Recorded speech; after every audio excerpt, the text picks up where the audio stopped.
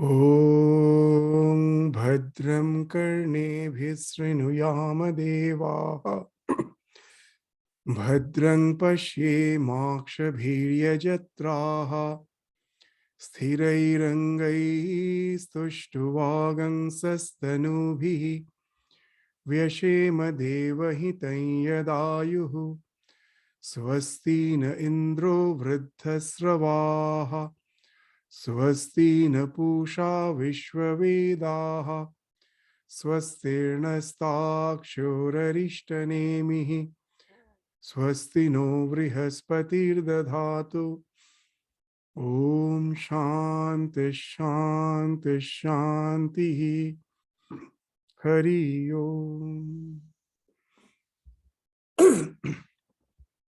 May we hear with our ears what is auspicious. May we see with our eyes what is auspicious. While praying with steady limbs, may we attain the lifespan allotted to us. May Indra bestow well-being on us. May Pushan, the god of the earth, who is all-knowing, bestow well-being on us.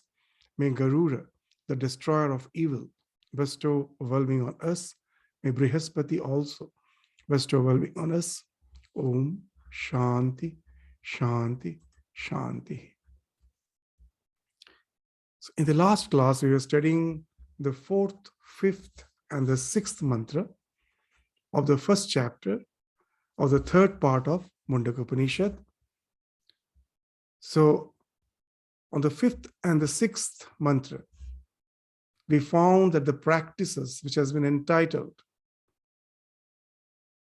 for self-realization, the practices which will lead to the self-realization, that was indicated in the fifth and the sixth mantra, of which Satya, the truthfulness, was stressed in the sixth mantra, that by practicing truthfulness alone, one can evolve spiritually to some lofty heights of spirituality without practicing anything else, because in the practicing of truthfulness, all other practices gets included.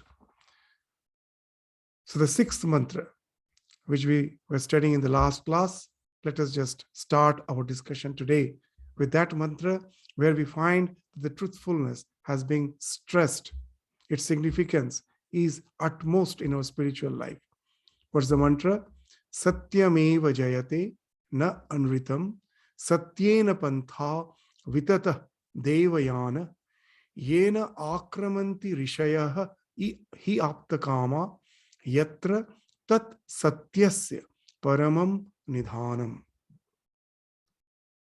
So satyameva jayate na anritam. The truth alone prevails, not falsehood. Anrita means falsehood. Ritam means truthfulness. An pratyaya is used in front in preceding ritam to use it in the sense of negation, that which is not ritam, that which is not truth. So this anritam means falsehood that never prevails. Truth alone prevails. Satyam eva jayate. Truth alone prevails.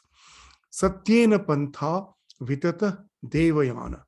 The word devayana here is important because in our scriptures it is mentioned that after the death, there are two courses which the departed soul follows. One is the Pitriyana and another is the Devayana. The Pitriyana speaks of going to the locus of our ancestors. Devayana speaks of those who have to a certain extent got illumined, got evolved in the spiritual journey. They follow the path of Devayana, which leads them to the Brahma Loka, from where they need not return. They can continue in that loka, in the contemplation of Brahman, to ultimately get that final liberation, the Atyantika Mukti. So that also is a path of Krama Mukti, gradual liberation. So that's the course one follows, who follows the path of truth. Satyena pantha vitata devayana. The truth, by truth the path is laid out for the way of the gods, that path is laid out, means that can lead to the gradual liberation, Kramamukti, on which that has been mentioned, that Devayana, what's that Devayana? That path is Yena Akramanti Rishaya Hi Apta Kama.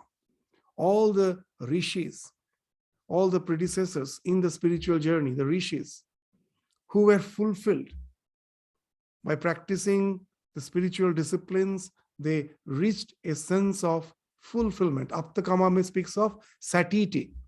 Apta Kama, the desires, for him, all the desires has been fulfilled. The one who has realized that absolute truth, for him, no other desire remains. All the desires gets satisfied. The ones we realize the Atman. As Sri Ramakrishna used to say, that when you are staying by the side of the river, what's the use of digging a well? So you are, when you get established in the self which is the storehouse, which is the source of all our bliss, our happiness, it being Sat Chit Ananda Swarupa, that Ananda Swarupata is something which is the nature of that absolute reality. So once you have got established in that, what's the use of all the small desires? They automatically gets nullified. You have no sense of fulfilling those desires. So all those Apta Kama, for whom all the desires have been satisfied by being established in the self, the path which they have followed, the path of Devayana, that's the path on which the one who is always established in truth, he also follows that. He also ascends to that path. Yatra tat satyasya paramam nidhanam. So that's the path which one ascends, by which one ascends to the highest abode of truth. Satyasya paramam nidhanam.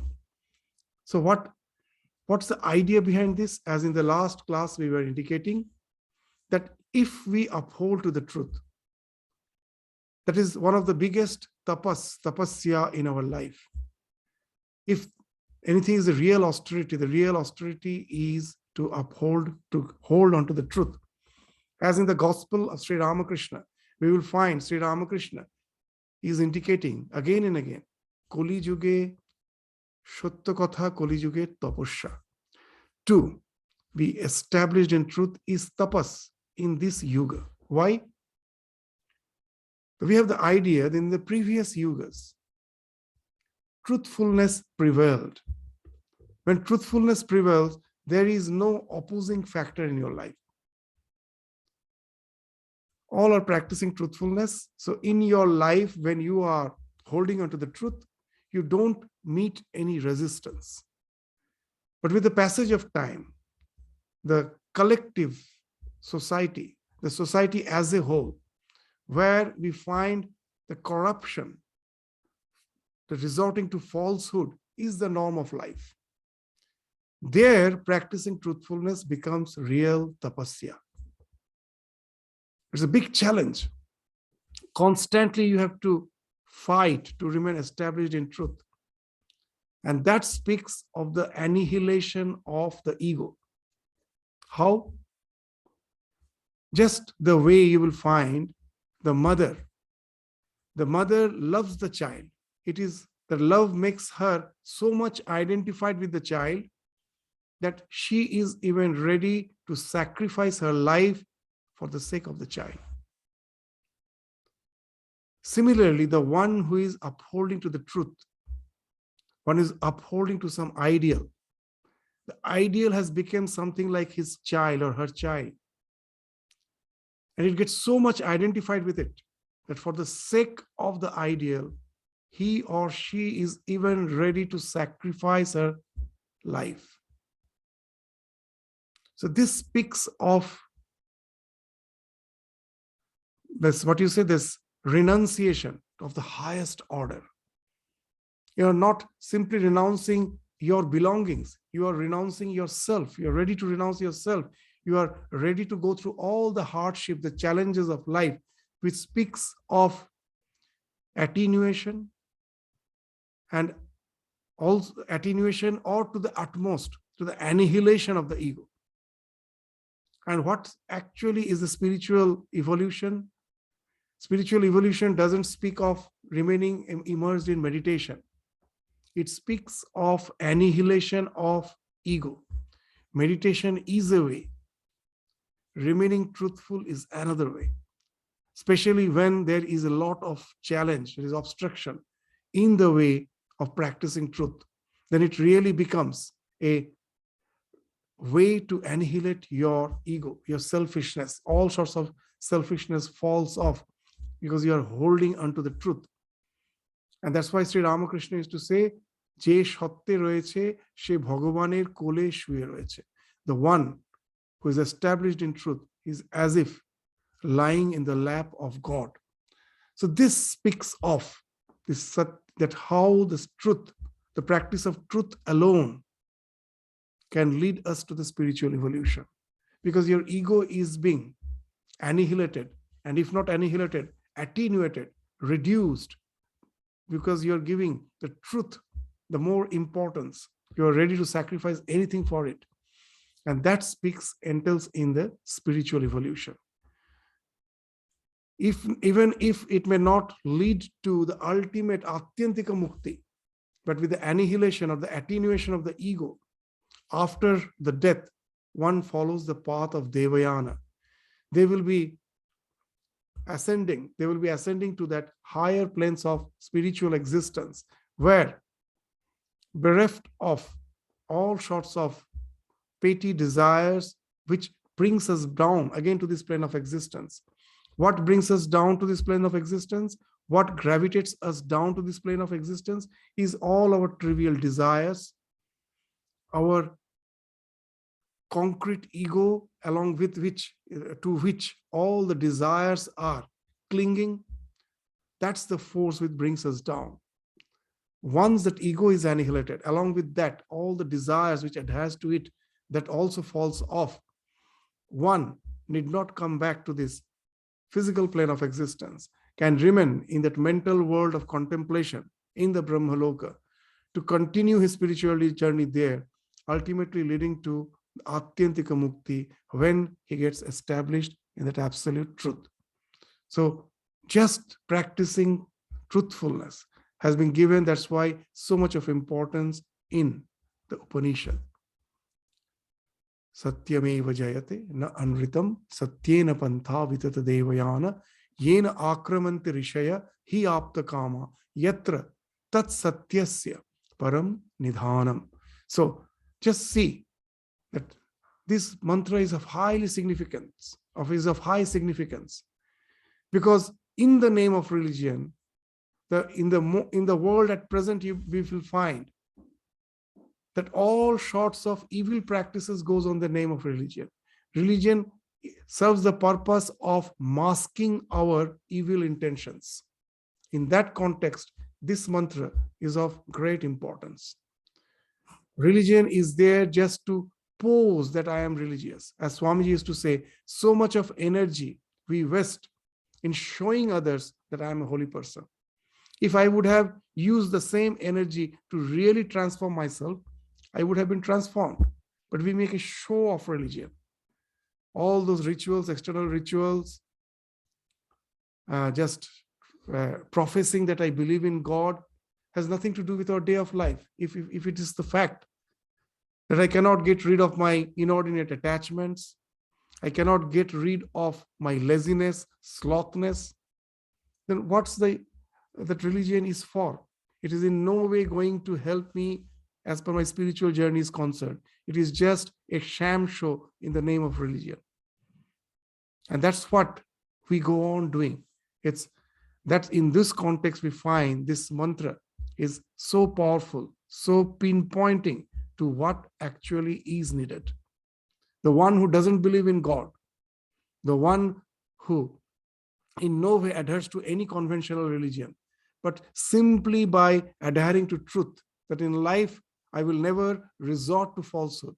Know it for certain, he is a more spiritual being than all so-called people who just always show their religion uh, as just like a flag. They are all dharma dhwajis. These are the terms, strong terms used in our scripture. Dharma dhwaji, the one who will be using dharma as a flag to show others, I am a religious person.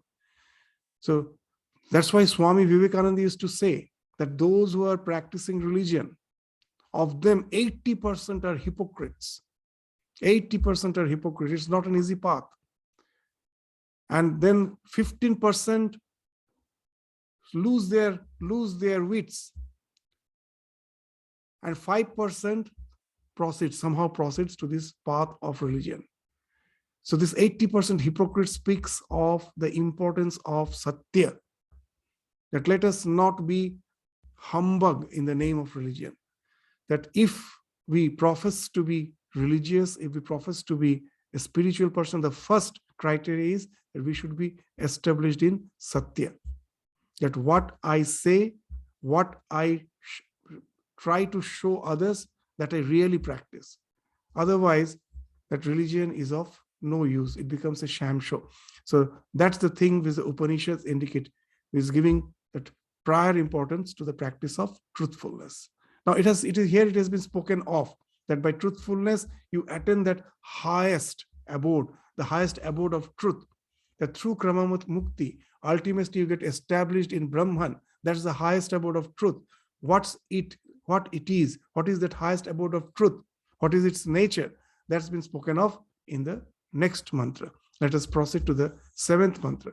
What it is saying, that the highest abode of truth, what it is, Brihat Chatat Divyam Achintya Rupam Shukshmat Cha Tat Shukshmataram Vibhati Durat Sudure Tat Iha Antike Cha Pashyatsu Iha Eva Nihitam Guhayam. Brihat Chatat Divyam. It is great. Brihat.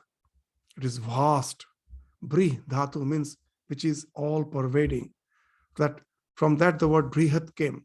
The word Brahman also came from that, from Brih dhatu. That which is non-local, that which is all pervading. So that's the ultimate reality, the ultimate abode is Brihat. It's all pervading. Chatat Divyam. It is self-effulgent, is the ultimate source of effulgence. As it is, so everything becomes perceptible. So it is Divyam, it is self-effulgent. Everything else borrows its effulgence because of the self. The sun borrows its effulgence because of the self. As the self is, so everything else is. So it is the only thing which is Divyam. It is self-effulgent. Achintya Rupam. It is unthinkable. As it is Divyam, that means it is the ultimate subject. The ultimate subject can never be known. The moment if I can know the subject, it becomes an object. So the ultimate subject can never be known. So he being the ultimate subject is Achintya Rupam. You cannot think of it. It is beyond our comprehension. Shukshmat Chatat Shukshmataram Vibhati. That why it is Achintya Rupam? Because it is Shukshmat Cha Shukshmataram Vibhati. What is Sukshma? So compared to the external world, the gross world, my senses, my mind are Shukshma.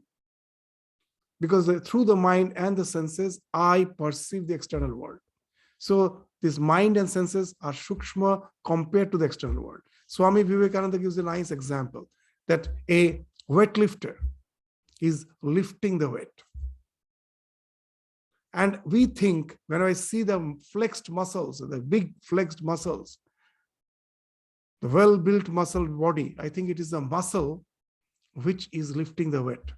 But actually, it is a very thin, he took the resolution to lift the weight. That resolution is being carried as a nervous impulse through a very, very thin nerve from the brain, from the spinal cord. It reaches the muscle. It is that information in the form of nervous impulse that enables the muscle to be flexed. So the gross thing which we see, behind that always the shukshma, that behind that strong muscle, behind that weight is that to lift that weight, I need that strong muscles. Behind the muscle is the shukshma nerves. Behind the shukshma nerve is the resolution. And behind the resolution is the Atman. Unless the Atman activates the mind becomes operative because of its association with the self. Unless the self is there, how can just you think of lifting the weight? A dead body, maybe it may be a very muscular, a dead body. It cannot think of lifting the weight. So it is the self which activates the mind. That mind, in the form of resolution, sends the nervous impulse through the nerves to reach the muscles, and then that strong muscles which is visible, that can be flexed to lift the weight. So shukshmat cha shukshmataram vibhati. What it speaks of, that the self is subtler than the subtle, means the mind and the sense organs and all the karmendriya and the jnanendriya. The mind is shukshma, then there is karmendriya and jnanendriya, and sukshma, still subtler than the mind, is the self. So as it is the subtlest, it speaks of the subject alone is the subtlest. The subject can never be known. That's why it was spoken of. It is achintya rupa, you cannot speak of, because it is subtler than the subtlest. Shukshmat cha sukshmatara vibhati. Durat sudure tat iha antikecha. It is farther than the farthest, and it is nearer than the nearest. It is very near to us. It is the core of our being. But at the same time, durat, it can be far, far away. What it means? The self, when our mind gets activated by the self which is in the cave of residing on the cave of our heart, which is very near to heart or near to us, it is the core of our being. When that projects through the mind, when that self is being projected through the mind to make all our perception possible, then it can go beyond the scope of perception. What it speaks of, it's just like that the ultraviolet and the infrared red bands. The white light in association with the prism, when it is kept in association with the prism, we all know that the spectrum, the light breaks into the spectrum of 7 colors, which we say Vibgyo. But is it actually just 7 colors? It is our sense, our eyes cannot perceive ultraviolet light, cannot perceive infrared light. Our vision is limited between that band, in that band of Vibgyo. But there are so many bands which are there's infinite bands which are above violet, they're ultraviolet. There are infinite bands which are infrared, which is below the red. That is not visible, but it is the light which passing through the prism is breaking to those infinite spectrums. A small portion of it is visible. The infinite spectrum above and below is not visible. So the self by itself is so near, but when it comes in association with the mind, it projects as this universe, not only this visible universe, even the universe which is beyond this. That's why in our scriptures they say that what we see is just the what you say, pada, this 1/4. The other 3 parts is beyond our perception, as has been mentioned, that etavanasya mahima ato jayascha purusha padosya, just 1/4, vishwang bhutani tripadasyam ritang divi. The other three dimensions of existence is in the divine plane, that is not visible. Tripad asya amritam divi. Just 1/4 we are saying. So what it speaks of, that self which is so near us, when it projects through the mind, it can project something even beyond the scope of our perception. With all our science, that with telescope discovery, we find what we are finding, there is no limit as if to the existence. That what we thought to be as if the end of existence, with our discoveries, we are finding there is something beyond that, beyond that, beyond that. There is no end to it. So that's being indicated by the term durat sudure. It is farther than the farthest. When it projects through the mind, the scope of our perception, it is beyond the scope of our perception. It is if we can see the farthest galaxy, beyond that also it is there. So that's being indicated that you cannot limit it.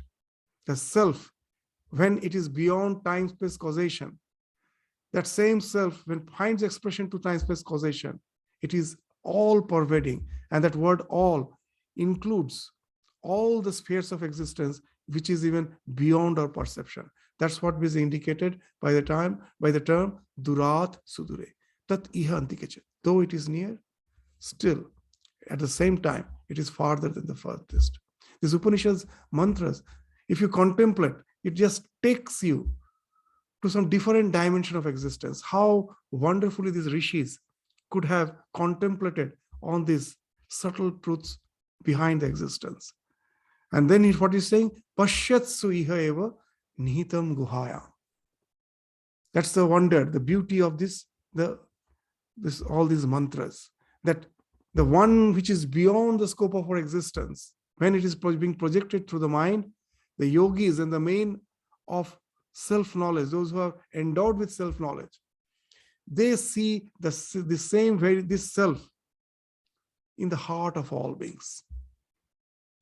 So by realizing the self as the core of one's own being, one can be convinced about it being the core of every being.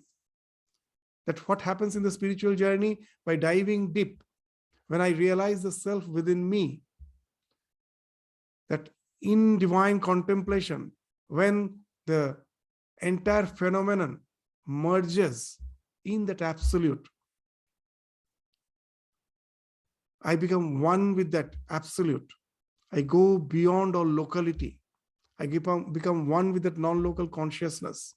From that state, when I again come back, where is the Vutthana, then what's the realization? If the one who resides within me is the one who is the Brihat, who is beyond all locality, then it must be true for each and every being. As Sri Ramakrishna used to give a wonderful example, that when you are cooking rice, when the lady of the house is cooking rice, how she finds out that the rice has been cooked? Just one rice she will pick up and press it between her fingers. If she finds that it is boiled, it is soft, it is boiled, she is convinced that all the rice has boiled. So if we have realized the self within the core of our being through our spiritual practices, we can be convinced of the fact that it is the same self which is the core of being of the entire existence of all the beings. So by realizing the self as the core of our own being, one becomes convinced that it is the core of every being. So that's what's being indicated by this phrase, pashyatsu iha eva nihitam guhayam. The self which is so near to us can be farther than the farthest when it is projected through the mind. And that self as the core of our being is being realized by the yogis and the men who are endowed with self-knowledge. So this is the idea which is being indicated in this mantra, that the highest abode which has been spoken of in the previous mantra, it speaks of that state of existence where all the locality falls off, that I am this limited psychophysical existence, that falls off. I go to that non-local domain, that Brihat, which is the ultimate source of existence. That itself is finding expression as the limited self of each and every being. As the sun, when it gets reflected in the waves of the ocean, there are thousands of waves in the ocean, millions of waves in the ocean. Each wave will be reflecting the same sun to give an appearance of million sun as the reflection. So that's how the same self, when gets reflected through this limited psychophysical existence in the form of innumerable beings, it appears to be many. So that's being indicated by this phrase, Pashyatsu eva, Pashyatsu iha, eva nihitam guhayam. Here, in this existence, within each and every being, in the core of their heart is the same self, which is being projected as this universe, which is perceptible, which is beyond our perception. It is something vast, and I cannot just see it just the way I see the other objects, because it is the ultimate subject. Because of that, everything becomes perceptible. So that's the loka, that's the state of existence one attains when one is established in truth. Maybe not immediately, gradually. By being established in truth, one evolves to the higher plane of existence through the process of Krama Mukti to ultimately get established in this state where all the dualities falls off, all the limiting adjuncts falls off, and he gets established in that state of existence where all the so-called limiting adjuncts falls off to merge him to that absolute, which only is the real state of our individuality. We generally use the word individual in the sense of this limited existence. But Swami Vivekananda, very nicely, we will find, he used to say that when in the West, he was delivering lecture on Vedanta, which speaks of the idea, in the words of Ramakrishna, what it speaks of the idea that our limited existence merges in the absolute, just like a salt doll. When it falls, when it dives into the depth of the ocean, as if to measure the depth of the ocean, it immediately dissolves, merges in the ocean, becomes one with the ocean. Similarly, the limit is so-called this, our limited idea of this self, this individual self, when it gets established in the absolute, it merges with it, it becomes one with it. Hearing that, one from the audience was terrified. It can be traumatic. This type of revelations can be traumatic to all of us who are so much identified without this limited psychophysical existence. So it was quite obvious. One from the audience got up and retorted, just responded by asking Swamiji, Swamiji, what happens to our individuality? And Swami Vivekananda immediately replied, you are not individuals yet. You become an individual when you get established in that state. Sometimes these words we find is difficult to understand, but if you really try to find the etymological meaning of the word individual, this idea will get clarified. What's that? We are not individuals yet.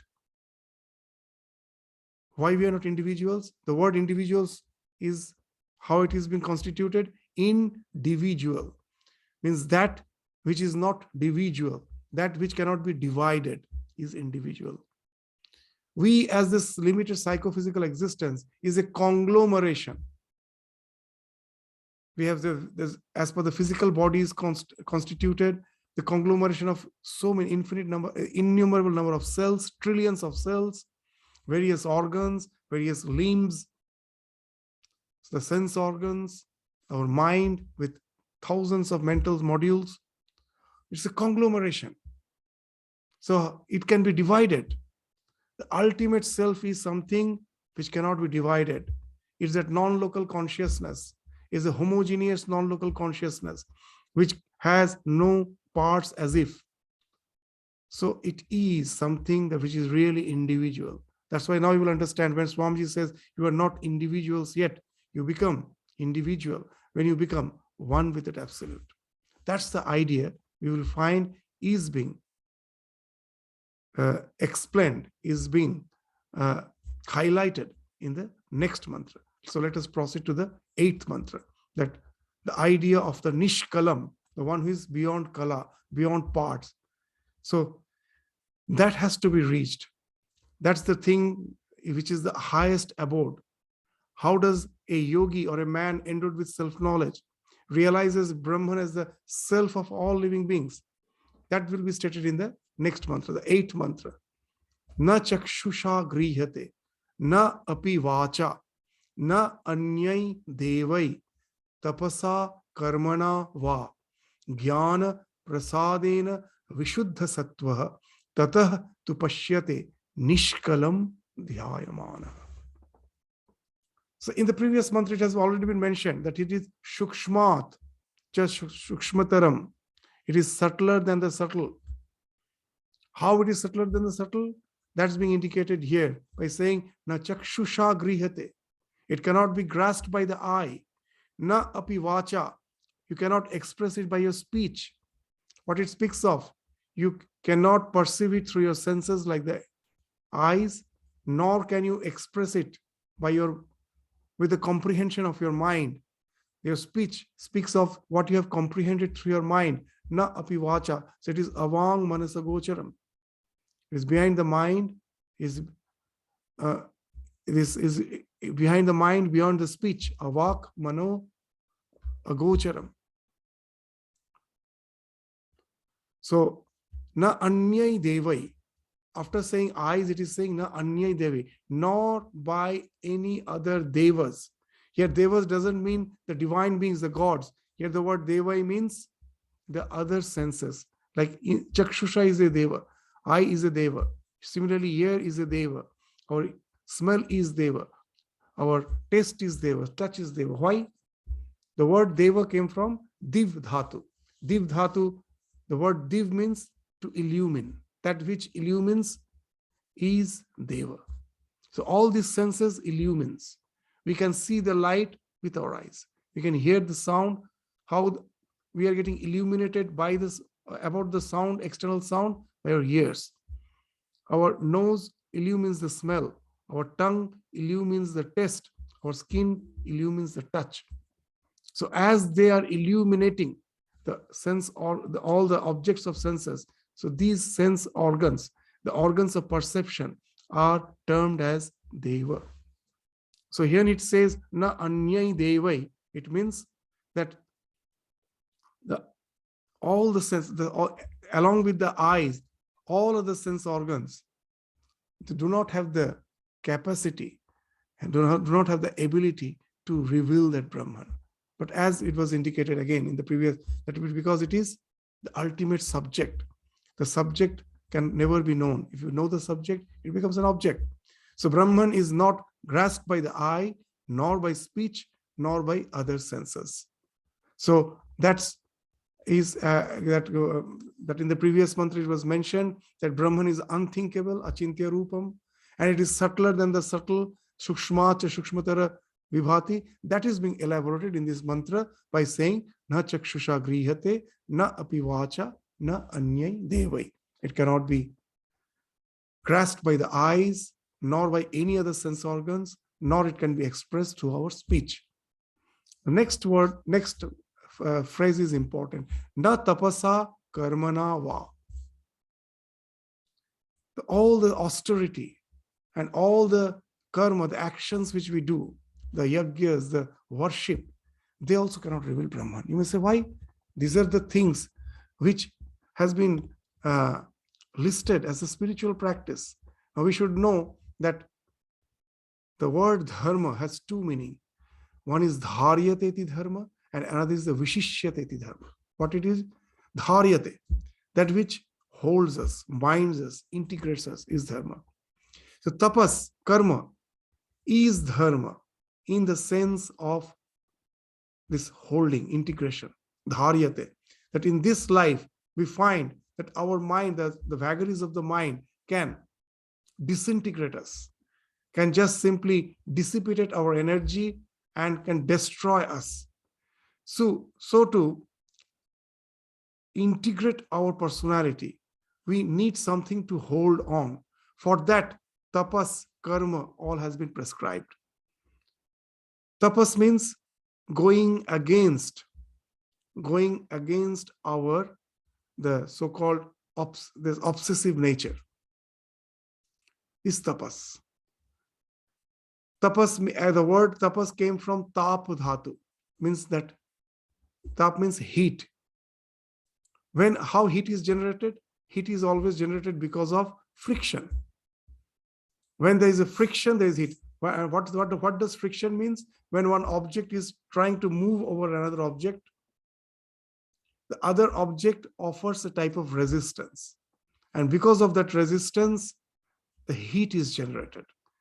So tapas means the heat, which actually means resistance. So that's how the word tapas is generated. That our nature is such, it always wants to,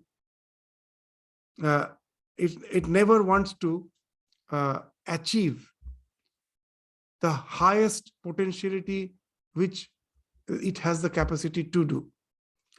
That we have the potentiality to achieve something, but we never try. This is our general tendency. The word sin actually means that. Swami Vivekananda in one of his lectures has indicated that the real meaning of sin is very good, but it is the way the term is used, the sense in which it is used, that we decry.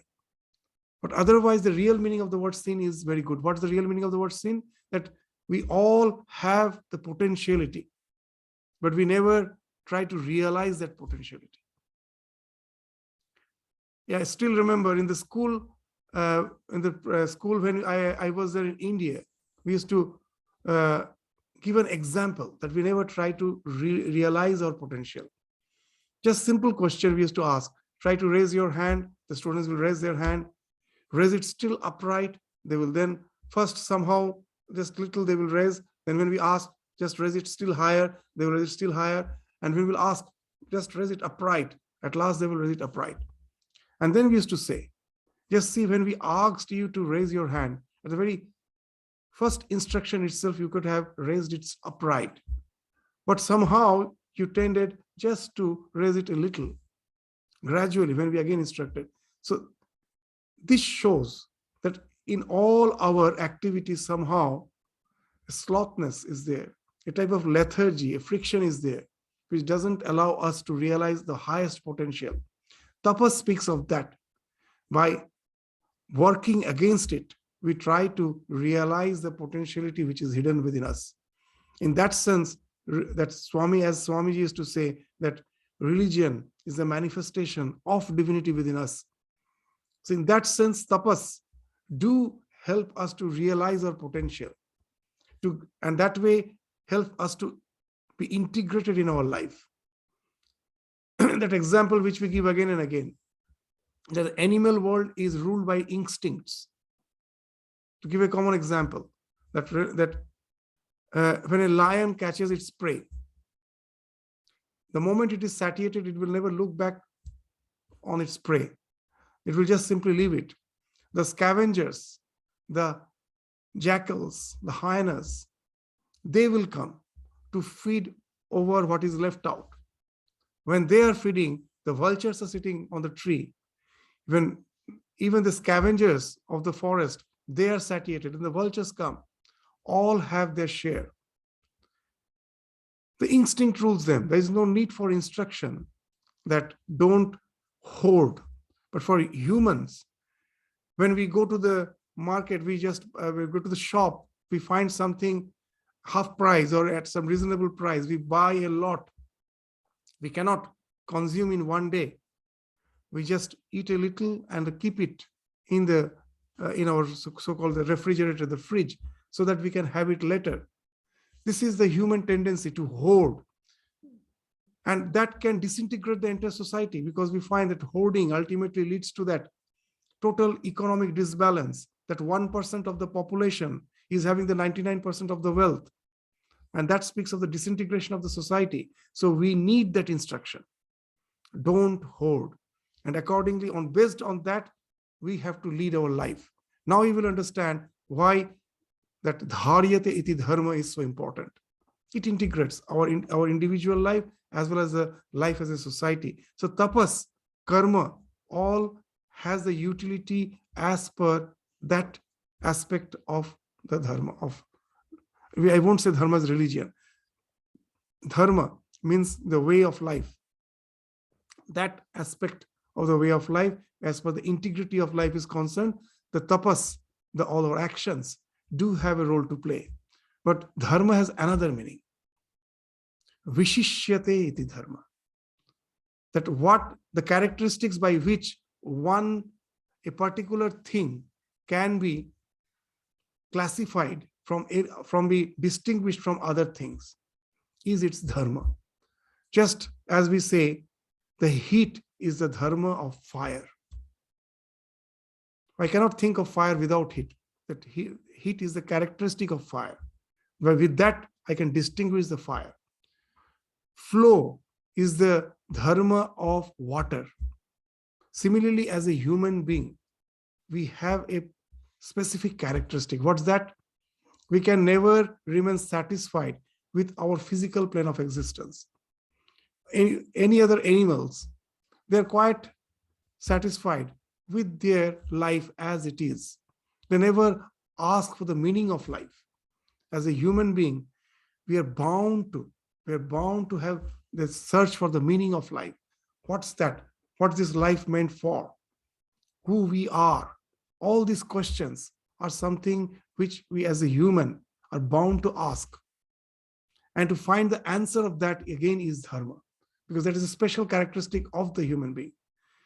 And that's the thing, that to find the essence of our being, for that, this tapas and karma, they are the one which is not sufficient. Though they may be of secondary help, they may help for preparing the base, but they are secondary. They are not the immediate cause of our liberation, of the immediate cause for the revelation of our self, for getting identified with the core of our existence.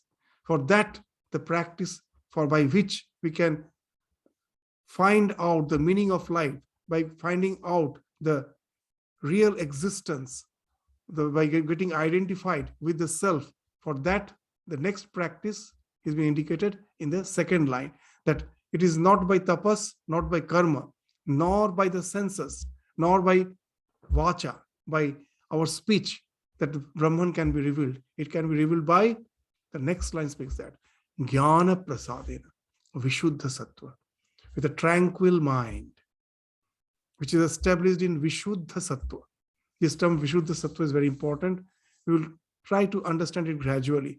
Tata tu pashyate nishkalam dhyayamana. This word nishkalam, which we were describing, nishkalam means that which is without parts, that which is the real individual.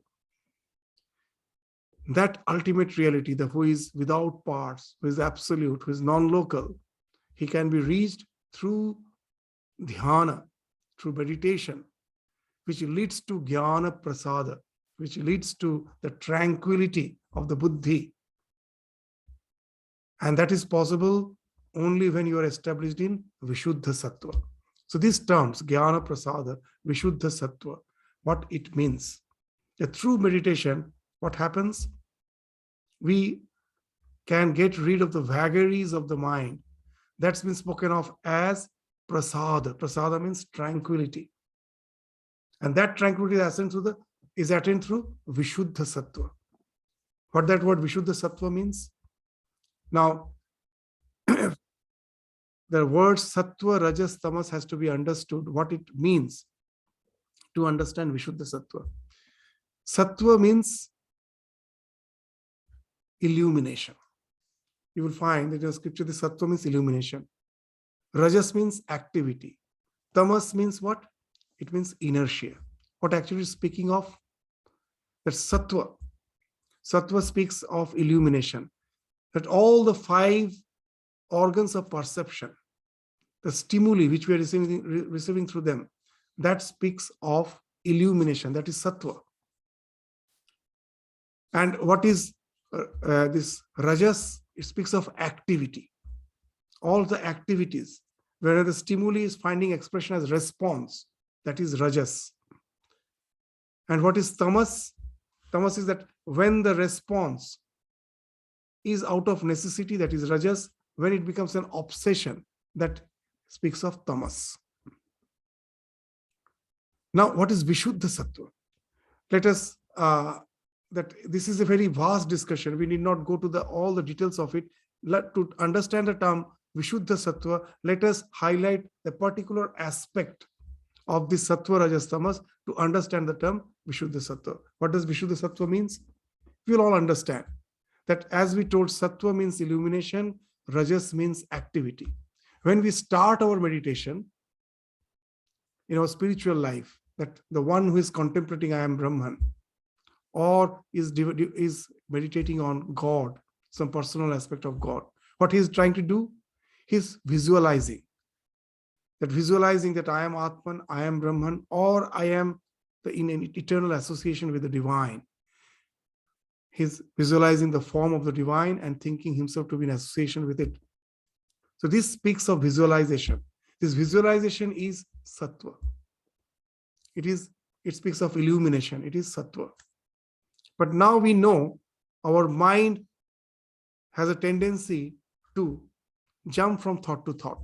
It gets distracted. So I have to use my willpower to keep my mind fixed in the visualization. So Sattva has to be in conjunction with Rajas, this willpower, this resolution to keep my mind established in that visualization, established in that illumination, is the process by which I start my meditation. So what it speaks of? It is Sattva Pradhan. So it is not purely Sattva. That though predominantly it is Sattva, it is mixed with Rajas constantly, that I am trying to keep my mind illumined with the visualization, with the ideal on which I am meditating. I'm trying to keep my mind illumined with that. But as the mind has a tendency to again get distracted by all the vagaries, with my willpower, I have to again and again bring back through the process of pratyahara to the object of meditation. So at the beginning, the Sattva is mixed with Rajas. Gradually, Sattva starts prevailing. As I get established in meditation, that the resolve to bring my mind back from the vagaries, that willpower is no more necessary. The mind is getting more and more established in Sattva. When through my practiced a state comes, when that a path has been formed in my mind by the repeated practice, and now the mind develops a tendency, it has developed a liking to traverse that path. It naturally contemplates. It doesn't have to use that force. So what happens? The Sattva is becoming more and more prevalent. A time comes when no resolution is required. The contemplation becomes spontaneous. So your mind is illumined without any effort. So now you will understand what is Vishuddha Sattva. The Sattva which is pure, which is in no way tainted with Rajas. There is no effort required. Rajas speaks of effort. That is no more required. Neither it is going to Tamas. That there is no need to, there is no effort required to stop the vagaries of the mind. Neither we have to keep it awake, because again and again it is going to Tamas. So the Rajas has fallen off, Tamas has fallen off. It is in a state of flow. So constantly you're thinking of the self. Their mind has taken the Brahmakara Vritti, that I am Brahman. This is the thought which has become spontaneous. That leads to the Jnana Prasada. Why it leads to Jnana Prasada? There's this type of meditation, this Dhyayamana can lead to Jnana Prasada, tranquility, because this thought has enabled you to get rid of all the vagaries of mind. And all the vagaries has stopped because of this, as your mind has entered into that state of flow. And that speaks of the prasada. The buddhi has got totally purified. And then the self gets revealed. How? Because very interesting that the self need not have to be revealed. The word jnana actually here denotes the buddhi or understanding, which is the instrument of knowledge. With the buddhi, we can know anything. Now, the buddhi of any nature, of any man by nature is pure. In our scriptures, they give the example that buddhi by itself, when But its real nature is just like a clean mirror or like the transparent water. Just the way in a clean mirror, I can see the reflection of myself. In the water, clean, transparent water, I can see the reflection of myself. But if it gets polluted, if the mirror is full of dirt, if the water has become turgid, it is muddy, then I cannot see the reflection. So the mind by itself, when it is pure, when that prasada, when the tranquility is there, it can reflect the self. When self-knowledge becomes something vivid, when anyone is to say to Ramakrishna that the self is avang manasha gochara, Sri Ramakrishna immediately is to say, no, it is shuddha man, shuddha buddhir gochar. It is comprehensible through the pure mind, through the pure intellect. That's being indicated here. The mind by nature reveals the self if it is pure. It's only because of the contamination the self is not revealed. Remove the dirt from the mirror. Remove the mud from the water. The moment it becomes clean, the way the reflection will be something undistorted. The same thing happens when the mind is pure. So then what happens? The buddhi does not know Atman, which is the inmost self of all, because of all the turgidities in the form of the vagaries of the mind. When you get rid of them, then automatically the self gets revealed. So through the pure intellect, one realizes the self, and that's being indicated in this mantra, that when through meditation, I can get rid of the vagaries of the mind, and my mind has reached a state of a flow where no effort is required to keep my mind concentrated in the highest truth in the form of Brahmakara Vritti. In that mind, which is spontaneously tranquil, in that mind, the self is revealed. And what's that self? By nature, it is Nishkalam, as we mentioned, without any parts. Why the ultimate reality is being inferred as without any parts? There are so many ways to understand that in this world, you will find that whenever more than one thing has conglomerated to form a unit, that unit will never serve the purpose of any of the conglomerates. To give an example, when we just try to state, it may become a bit difficult to understand. This room, it is a conglomerate of where I am sitting here in the shrine. The room has been constructed with so many things: the bricks, the timber, the cement, and then of course the other things like the utilities, the electricity. All this thing constitutes the room. But does the room serve any purpose for the brick, for the cement, for the timber, for the light, for the sound system? It doesn't serve any purpose for them. It serves the purpose for one who is not a constituent of this room.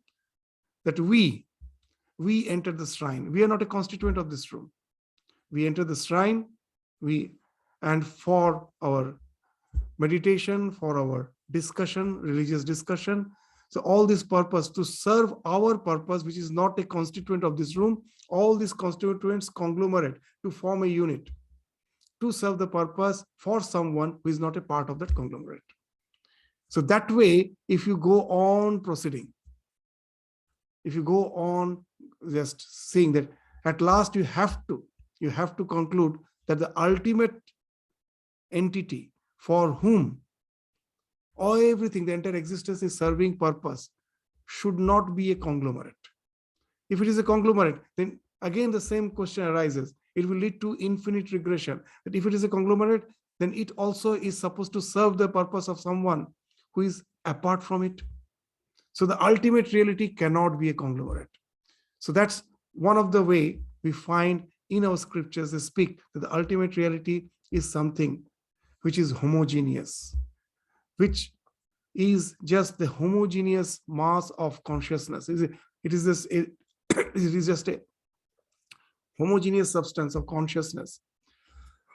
Nothing else. It is just consciousness and consciousness alone. So that's being indicated by the term Nishkalam. Sorry. Kala means parts. The Nishkala means that is beyond parts. So the ultimate reality is beyond all parts. That is realized through the process of meditation, dhyayamana, and that dhyana has to lead to Vishuddha Sattva. It has to lead the mind to the Vishuddhas, where it has entered a state of flow, where no effort is required. The mind is already established, spontaneously thinking of its real nature. And then that jnana prasada, the tranquility is attained. And in that tranquil mind, the self automatically reveals.